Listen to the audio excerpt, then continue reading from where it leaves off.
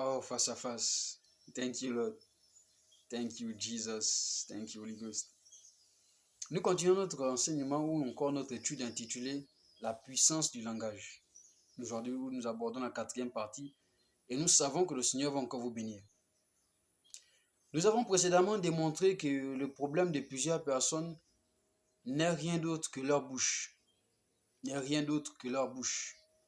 Et nous allons poursuivre aujourd'hui notre enseignement pour accompagner avec des versets bibliques qui démontrent les propos que nous mettons en lumière à travers notre enseignement.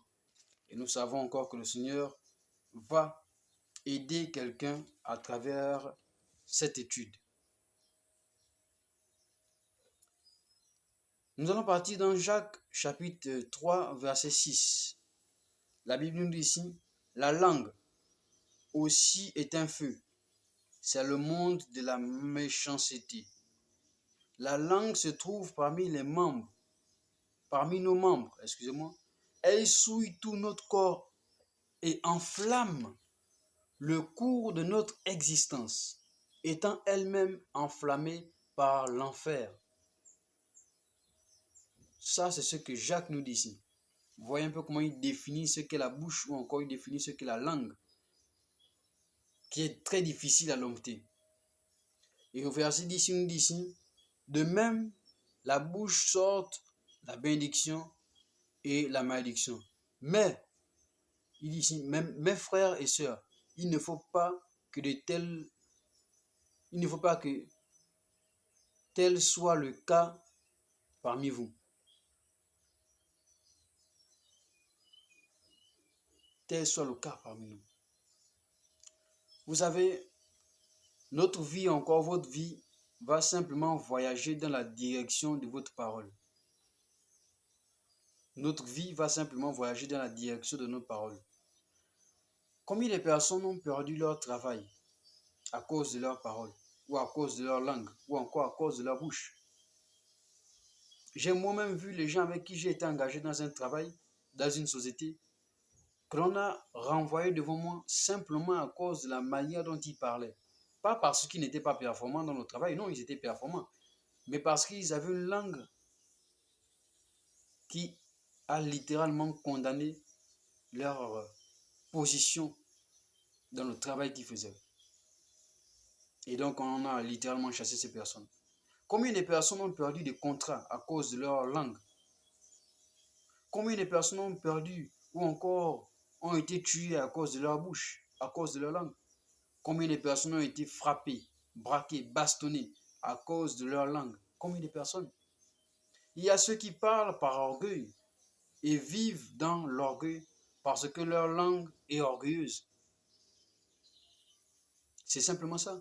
Il y a ceux qui parlent par jalousie et vivent dans la jalousie parce qu'ils ont une langue de jalousie. Il y a ceux qui vivent dans le mépris. Il y a ceux qui parlent par mépris et vivent dans le mépris parce qu'ils ont une langue qui méprise les autres.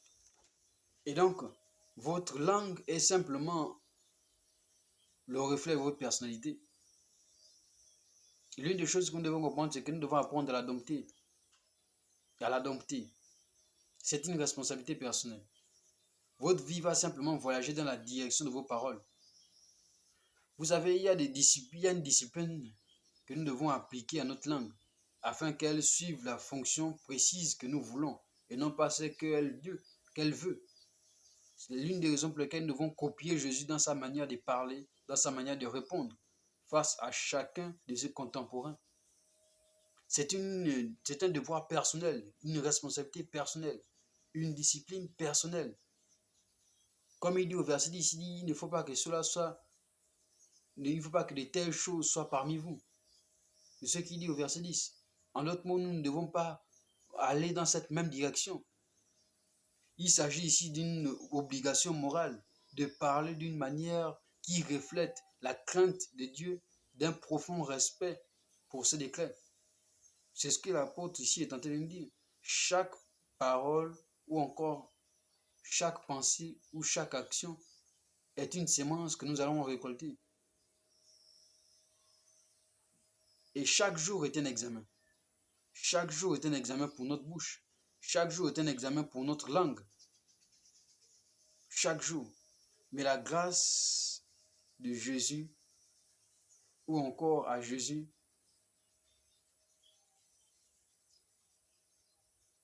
peut être la chose par laquelle nous revenons passer l'examen. Donc, grâce à Jésus, nous pouvons repasser ces examens que nous avons échoués dans les jours, les années précédentes. C'est la raison pour laquelle la marche chrétienne est un long parcours. Et chaque jour, nous apprenons. Chaque jour est un examen pour notre bouche. Chaque jour est un examen pour notre langue. Comme le dit l'apôtre dans Colossiens, chapitre 6, quelque chose que j'aime bien, il dit Colossiens, chapitre 6, chapitre 4, verset 6, il dit ici, que votre parole soit toujours pleine de grâce et assaisonnée de sel, afin que vous sachiez comment il faut répondre à chacun. Ça, c'est l'apôtre Paul qui nous dit ici. En d'autres même, mettons de la maturité dans nos paroles. Mettons de la maturité dans nos propos. C'est très important.